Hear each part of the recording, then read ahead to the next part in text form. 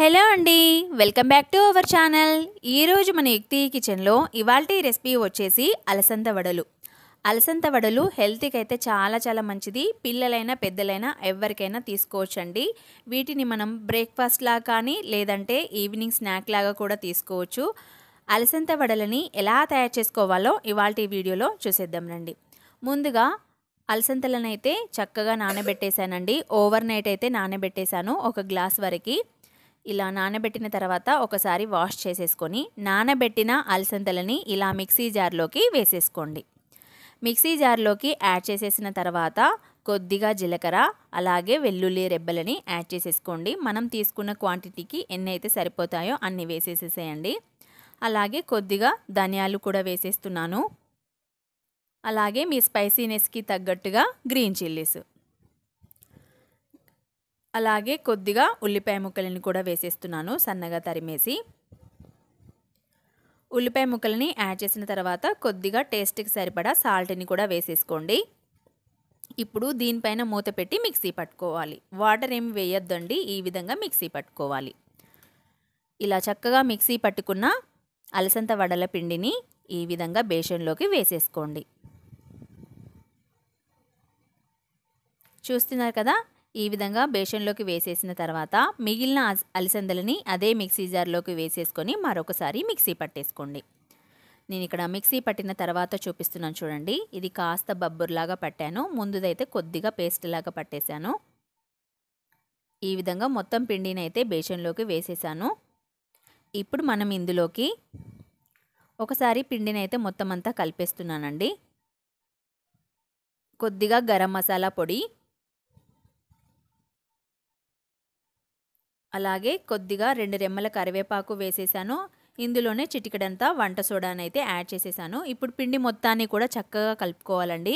మీరు మరింత హెల్తీగా ప్రిపేర్ చేసుకోవాలంటే ఏవైనా ఆకుకూరలను కూడా వేసేసుకోవచ్చు. ఇలా మొత్తం అంతా కలిపేసుకున్న తర్వాత చూపిస్తున్నాను చూడండి. ఇలా చేతిలోకి పిండిని తీసుకొని ఇలా గారెలాగా ఒత్తుకోవడమే. మీరు హోల్ పెట్టుకోవచ్చు, లేదంటే అలాగే కూడా వేసేయచ్చు. చూడండి చాలా ఈజీగా ఇలా ఆయిల్లోకి డిప్ చేసేయడమే. వీటిని డీప్ ఫ్రై చేసుకోవడానికి డీప్ ఫ్రై కోసం సరిపడా ఆయిల్ని వేసుకొని ఆయిల్ హీట్ అయ్యాక అందులోకి ఈ విధంగా చేత్తో పిండిని తీసుకొని ఈ విధంగా అలసంద వడలని చేసేసుకోండి.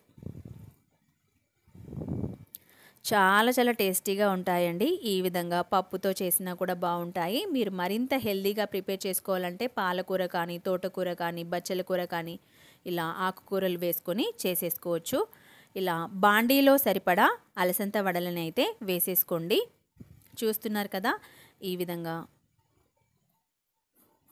అలసంద వడలని యాడ్ చేసేసిన తర్వాత రెండొక వైపు కూడా తిప్పుకొని కలర్ చేంజ్ అయ్యేంత వరకు, రెండు వైపులా కూడా గోల్డెన్ బ్రౌన్ కలర్ వచ్చేంత వరకు చక్కగా ఫ్రై చేసుకోవాలి. సూపర్ టేస్టీగా ఉంటాయండి. ఈ విధంగా రెండు వైపులా కూడా చక్కగా కలర్ వచ్చేంత వరకు ఫ్రై చేసేసుకున్న తర్వాత ఇలా ఆయిల్లో నుంచి తీసేసుకొని ఒక ప్లేట్లోకి వేసేసుకోండి. ఇలా ప్లేట్లోకి వేసేసుకున్న తర్వాత నేను ఇక్కడ మరొకసారి ఎలా వేసుకోవాలో చూపిస్తున్నానండి. చేతిలోకి పిండిని తీసుకొని ఈ విధంగా మీకు ఏ సైజులో కావాలనుకుంటే ఆ సైజులో వేసేసుకోవచ్చు. ఇలా బాండీలో సరిపడా అలసంద వడలని వేసేసుకోండి. చాలా చాలా ఈజీగా ప్రిపేర్ చేసేసుకోవచ్చు.